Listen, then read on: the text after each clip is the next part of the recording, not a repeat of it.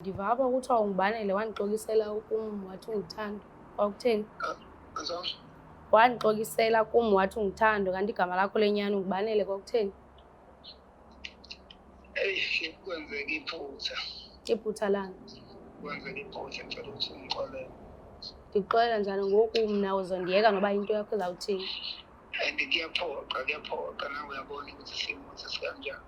Hayi Yabo nje into angisafundi nanokuthi ngiphinde ngikubone nangelinye ilanga. ndifuna loo nto kundixelele face to face ndikubukile. Angeke ngize ngisakwazi ukuthi ngibone face to face. Angisafisi nje ukuthi siphinde sibonane mina nawe. Ngicabanga ukuthi okwami nawe kuyaphela njengamanje. Usho ngale nto uyithethayo wena? Ya, ngi-100% sure. Ngoba uma wengane yakho usazohamba nje yakushiye. Usho ngale nto uyithethayo?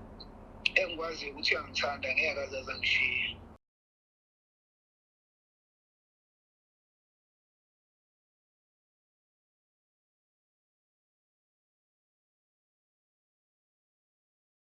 Ngiyanibingelela nonke ababukeli beBlack Life TV kuhlelo sibuza ngokuthi umfunani umuntu wami. Igama lami uStufuza Dlangamandla Zulu. So nakanjani-ke nje bese nisihambeli ikhona lento angayiboni kahle kwi-relationship yakhe nomuntu wakhe azosichazela ngayo. So-ke sike sibone ukuthi kuzohamba kanjani. Sabona njani? Ngiyaphila njani? Ngiyaphila nami. Ngicela igama nesibongo nala ubuya khona. Ngitemnotfo wekathusi ngichamuke eSwatini ngisebenza la eThekwini. Ubekami? Temnotfo Liqonde? zomnotho. Oh, okay. All right. So ngicela ungichazele nge-relationship yakho mhlambe umuntu wakho othanda naye umuntu obuya naye le emakhaya or umuntu omtholelelayo so usebenza. Lengithandana naye umuntu engitholene naye la but mangitholana naye nganginetinkinga the previous relationship yami yaseSwatini. Okay. Sadibana eMhlanga ngangiyotipholela khona nje nami e-restaurant eBlack. Okay. So sadibana lapho khona sakhuluma sasishintshana ngamanamba. Yes. Sachetha ka WhatsApp usho ukuthi savumelana ngilitsaba lethu. Umuphi lo nyaka? Ilomnyaka ophelile. Okay. Okay. Mhlambe ke naphathana kanjani i-relationship esanda kuqala? Isayintsha nje. Besithandzana yonke into beyi-right until ngabona sekushintsha tinto. Okay, kuthe ngaJanuwari saba nomntwana. Okay. Kwathi nyalo ngabo June ngabona sekashintsha ngingasamtholi. Ngibathe ngiyamfonela lesinye isikhathi ngingamtholi angabamba ama-calls ami. Kwaba into leti kanjalo. Kwathi ngalenye ilanga ngamvakashela endlini yakhe engangamtshelile nespeki sami nami. Ngathi mangifika lapho uzinikeza uyi? Ngasiniketwa nguye because vele sasithembana nje. Okay. Yonke into right. Okay. Ngafike ngangena ngingakamtsheli ukuthi ngiyeda bekangekho asemsebentini. Ngafica ililokho lentombazane Endlini yakhe? Endlini yakhe neduku lalimnyama. How? Ngathi ngiyambuta ngaloko wathi kwasisi wakhe ngamtshela ngathi hawu phela ngangitshelile ukuthi wena bokunasisi wakho lana wathi alivele licala ukuthi avashele sisi wakhe ufaka bushilo. Mele ngabe ungitshelile especially azi ukuthi wakunikeza ispeki ungafiyana nomnini endlini noma kunini. Yo, so ke the time nanikhuluma efonini kade umbuza ngengubo kakasisi noma nanikhuluma? Sasikhuluma face to face because wafika endlini wangifica mina sengiladlini vele sengiphethe le tinto talo sisi. Wambuza ngaleso sikhathi engene? Wathi hayi kwasisi wakhe bekunasisi wakhe shothi kushiye nguye. Ukutsheleni ubuso bakhe mayekuphendula umbuzo wakhe kwabhala ukuthini nje nasemzimba nje? Like wathi mangena cause mina ngangena vele ngahlala ngekhathi. Wathi mangena wamangala ukuthi akakhiyo wakhanza mina. Waqala lapho ukutatatela ngingamboni kahle ngiphethe naletinto wangathi uyafreeza. Okay. Ngambuta ngingitela wangiphendula ukuthi kwasisi wakhe. Uvele uyatatazela already so mase kuzokwasisi wakhe sekuyivezile nje ukuthi okay hayi ayikho into enjani. Yonke into iyacaca vele nakhona nje usuyatatazela. Sho ukuthi ke nakusola kwaklikha kimi ukuthi sho ukuthi bekafaka umuntu ngoba phela unekuhla angabambe ama-call zami nangimfonela nje asisacoci sokumuntu nje lengingasamtholi kahle kwathi ngalenye ilanga bengikhona sisi wakhe lengimadiko ufunza khona la eThekwini so ngivamile ukuthi ngikhulume naye so ngambuta ngathi ukile wavakashela bhuti wakho yini waphika ngase ngiyabona ukuthi khona lokushaya imanti la ngathi ngingena ka TikTok ngalenye ilanga hawu ngaku ngimbona umuntu wesifazane ugcoke same lengubo nje sho ukuthi kwaba uNkulunkulu ngambona nje agcoke lengubo ngaba nokusola yabona ngase ngichatha naye ngiya-WhatsApp naye ngiyambuta sho ukuthi ke ngithathele eTulu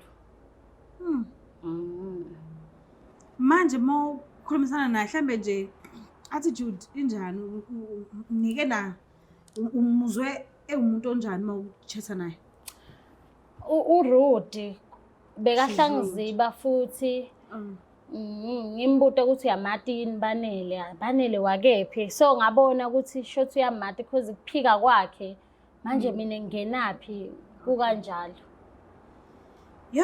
so uyafisa ngempela umbona usisi usumbona nje ubuso nobuso ngiyafisa mawucabanga kuzophelela kuphi angimati phela ukuthi uthi ngifuna nje kumtshela lokho ukuthi ngimatise lokho ukuthi lo muntu lekaThanzana naye unamawe ngane awumobhekile ayizokuqhatha nomuntu wakho mase ibona le video le angimadi yena utawufila njani because phela mina ngakhuluma naye wakhetha kungicambela emanga so mayethi usisi mina ngithandana naye vele banele futhi nje kade kwenzeka kutshale nje emqondweni wakho ukuthi ngikhona akukho la kuzoya khona hayi phela sadi ke lapho ukuthi kutawendekani ngivile ngimlandi ngicela isebenzeni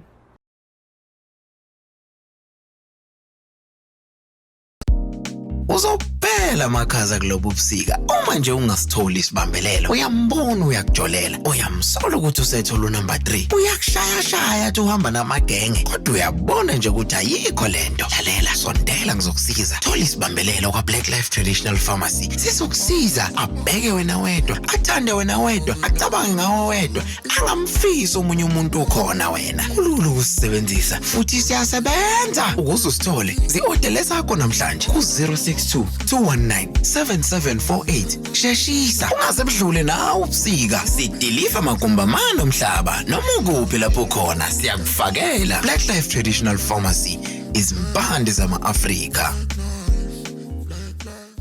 Siphinde sinamukele futhi babukeli bayo iBlack Life TV kuhlelo esilibiza ngokuthi ngifunani umuntu wami. So ke usisi ngala vumile ukuthi abe nathi and ngiyathemba ukuthi kungenzeka akwazi ukuphendula yonke imibuzo singasisifisa ukuthi simbuze yona. So ke asike sibone ukuthi ngabe kuzohamba kanjani. Sabona njani? Ngiyaphila njani sisi? Ngiyaphila nami. Ngicela igama nesibongo nala ubuya khona. Igama lami lokuAsephe Mqhiliswa eTabankulu eStern Cape. Alright. Uyamazi senhleni? Hayi angazi. Okay. Mawuzwa kuthiwa uhlelo obizele kulo luthini? Ngifunani umuntu wami. Ucabangani ngani? Ubona ukuthi ubizelwe nje. Ndike ngibona ndazi. Okay. Ubhalile usisi uhlelo lithi umfana umuntu wami ayakho right. Kahle hle kwi relationship yakhe nomuntu wakhe. Ayingabe right kwakhe ufaka wena phakathi. So ingakho kubiziwe. Ngiyacela umlalele uze ukuthi ufisa ukuthini kuwena noma uze ukuthi la ufuna ukubuza yona. Ngiyabonga. Sawubona sisi. Molo sisi. Unjani? Ngiyaphila njani? Ngiyaphila. Ngikubite la ngoba ngifuna ukutshela ukuthi lo muntu loThanzana naye banile. Unemuntu wakhe, unamawe ngane. Noma wengane? Yebo. Awukwadi wena lokho. Angikuva. Banele waphi lo? Awusamati banele. Hayi mazi ngibale. Lo Tanzania naye. Hayi mazi. My boyfriend. Ubeka mla. Uthando. Uthando. Elinye igama lakho ba? Wantshela ukuthi uthando. Okay. Ubanele ke sisi lo muntu lo Tanzania naye. Unamawe ngane. Ngini. Sesithandzane for 1 year kusukela lo mnyaka ophelile. Hawa mina Sinengane futhi. akazange ngixelele loo nto ke wathi akanamuntu. Okay ke sis. Bengicela ukuthi uhlukane naye. Ngoba phela kusho ukuthi uyamphika. Hayi upheni ubanele usuzothetha loo nto. Hayi phela uyamati wena. Andazi banele mina Sithando zange ngixelele ba ungibanele. Cha, okay. Lesikhathi engikhuluma nawe ka TikTok. Uyangikhumbula mina? Ngiyakhumbula intombazane ingitextini ibuza ngobanele nathi andazibanele mina. Okay. Le ngubo loyigcokile wake wayishiya kuphi? Ake ndayishiya kwaThando Kuphi? endlini yakhe lapha arent khona. Unemanga ke sis. Lo muntu lothandzana naye ubanele. Ayizake shothi zange ngitshela iqiniso. Ukwayeza ukutshela igama lamanga. Shothi wayengangithanda nazi nawe. Uma uze usisi ethi akekho right ngokuthandana kwenu. Ithini into? Into izophuma kubanele lo sithandana naye so2. Okay, wena uzozwa ngobanele ukuthi kuzokwenzakalani. Mina ngizoba ngobanele. Okay, so awuzoba nenkinga mayithi ubanele hlukana naye. Futhi mayithi uqhubekana awuzoba nenkinga futhi. Hayi andizoba nayo. So impilo yakho nje ilele kubanele kwezothanda. Ngilele kuwe. Alright, shuthi kufanele simfonele. Ngiyacela sifundise.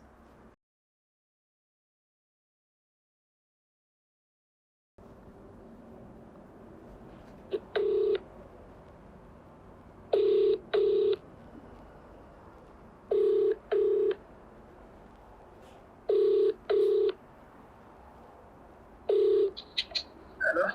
Kanjani? Ngiyaphila njani? Ngiyaphila nami. Ngikhuluma noStofuza la ngamandla ezulu from Black Life TV. Awukho matasa? Angikho matasa kwamanje awungakhuluma. Oh, alright. Ngiyabonga kakhulu. Sikulalela kuhlelo lithi ngifuna umuntu wami. Ngivakashelwe uTemnotho Thusi. Ngiyamazi? Ngiyamazi uma wengane yami. Oh, alright. Ngihleli naye ke la. Uyangibikela ukuthi ayekho right kwi relationship yakhe. Kunezinto eziningi angayi-understand ngawe muva nje. So kunento afuna ukuyazi kahle hle ukuthi nimephi wena no Asiphi. Asiphe. Ngiyacela nje bafuna ungaphiki lutho ungichazele. Okay, ngizokutshela nje siswami. Umuntu nje lo besijolela nje naye eceleni kahle kahle umuntu nje ngithi mangabe ngenayo mawengane yami isithanda sami kwazi ukuthi ngichithe naye isizungu. Uyazi yena ukuthi uchitha ngayo isizungu? Ngicathi uyakwazi lokho, uyakwazi ngoba ngamtshela ukuthi mina noma wengane uyazi ukuthi mawengane ngiyamthanda. Uthi awazi uzomtshela? Hayi angazi ukuthi ukushiswa yini lokho kodwa nje mina ngamtshela ukuthi nginaye uma wengane. Ukuthi ngiyamthanda futhi uma wengane yami. Oh, okay. So njengoba ucacisa lokho la manje bayakuzwa boba2 because ngihleli nabo boba2. Kanti bangizwa ngisho ngizwa kanti. Yes, bayakuzwa. Kodwa phela akunankinga. Uyisithanda sami ngimthanda kama wengane yami. Ngimthanda kabi uyazi naye. Ngicela ungiphindela amazwi akho lawa athi Wasiphe wenza njani uTemnotho mayengekho. Ngisuke ngijabula naye mangabe uthothi uma wengane zami akekho. Vele. Kodwa manje shuthi ngoba useyazi uma wengane zami shuthi ngeke kusaqhubeka phela lokho manje. Kodwa ngiyahleze seduze kwakho nje uTemnotho. Usazohamba futhi. Ngithi angeke ahleze seduze kwakho njengoba bekwenzeka ekuqaleni. So usuzothola omunye umusha yini manje noma? Cha ngeke ngize ngikwazi ukuthola omunye omusha ngoba ngiyabosha isizogcina phela nenga esengala phela uma wengane yami. Okay, usuzothembeka manje. Ngizothembeka kena. Angixolisele nje kakhulu ngalesi senzo sami esibesiwe. No, uyakuzwa. Yazi ngiyayifola ke manje. Ngiyabonga kakhulu ngesikhathi sakho ngiyitholile into ebengiyidinga ngiyabonga kakhulu. Okay, ngiyabonga. Vile ke sisini info lebokade uyiphika. Kaloku waqamba manga kumina wathi ungithanda. Ngiyacela ke sisi ngemoya lomuhle uthi uhlukane nomuntu wami. Ngenze ndiyeke nje kwanaye funeka eze lapha yena. ayithethe loo nto ndimjongile. Angeke phela angithi sowukhethile. Ndifuna Ngokuthi akhethe ukhethe ndimbona uma ke wengane ngoku. yakhe. Ndifuna akhethe ndimbona ke. Hayi bo. Oh mhlambe iphutha libe sekuthenini ngingakunikeza ifoni ukhulume naye. Ngamfonela kabusha. Ewe ngamfonela. Oh, okay, naye. I don't mind. I mind. Ufuna nje kutivisa kuhlungu mahala phela ngoba ukhethile. Wathi uthanda makwemthanda wakhe.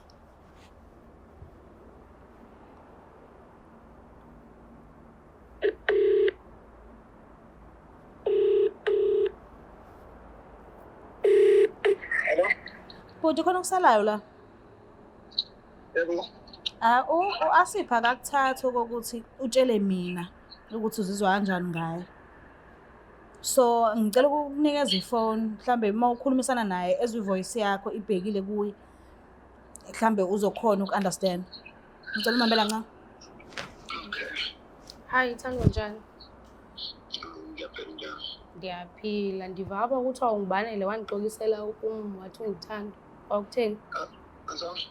Wandixokisela kum wathi ungithanda kanti igama lakho lenyani ungibanele kwakutheni? Hey, kwenzeka iphutha. Iphutha lani? Kwenzeka iphutha ngicela ukuthi ungixolele. Ndikuxolela njani ngoku mna uzondiyeka noba into yakho izawuthini? And kuyaphoqa nawe uyabona ukuthi isimo sesikanjani. Hayi Yabo nje into angisafundi nanokuthi ngiphinde ngikubone nangelinye ilanga. ndifuna loo nto kundixelele face to face ndikubukile. Angeke ngize ngisakwazi ukuthi ngibone face to face, angisafisi nje ukuthi siphinde sibonane mina nawe. Ngicabanga ukuthi okwami nawe kuyaphela njengamanje. Usho ngale nto uyithethayo wena? Yeah, ngi-100% sure. Ngoba uma wengane yakho usazohamba nje yakushiye. Usho ngale nto uyithethayo? Engikwazi ukuthi uyangithanda ngeke azaze angishiye. Alright, sure. Njengoba nami nje ngihlukana nawe nje ukuze ngikwazi ukuthi ngiqhubeke ngoba ngiyamthanda. Alright, ngiyabona. Alright, ngiyabona.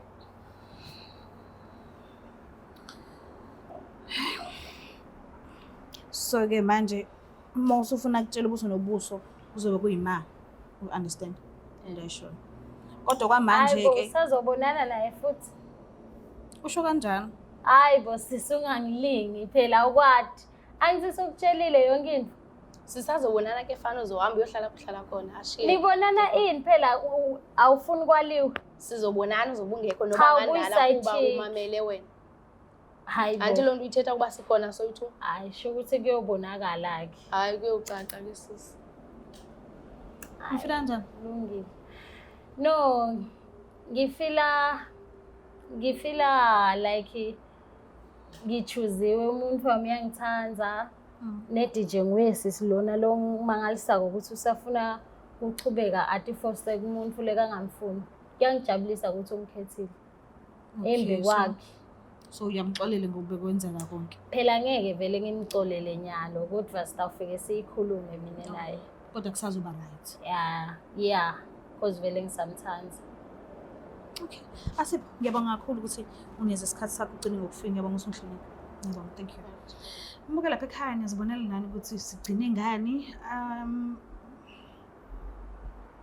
Angikwazi Paula ngokuningi but I feel like ubhuti if akekho uma wengane yakhe eduze kufanele athole omunye umuntu angachithi isikhathi naye. So lokho kokuthi usebanjiwe manje and wa promise ukuthi ngeke kusenzeka nangelinye ilanga ekubeni into bese ijwayeze yona ukuthi akakwazi ukuhlala ngaphandle komuntu wesifazane. Mekhambile uma umntwana kufa kube khona omunye azomthola if uma umntwana engekho eduze naye. So ngiyenzeka ubanjwe uxolise uphike ukuthi into ngeke usayenza but isijwayezi seyihlula ingqondo. Ukujwayela usujwayela ukuthi ngathi ngakhadlisha ngathi ungakhadlisha so ngesikhathi angazi mhlawumbe angahamba usisi kodwa I doubt ukuthi angifuni ukukhuluma kabi but angiboni kodwa ke kulungile kusharp sure ngicela ungakhohlwa ukusubscribe like share ngithanda kakhulu bye.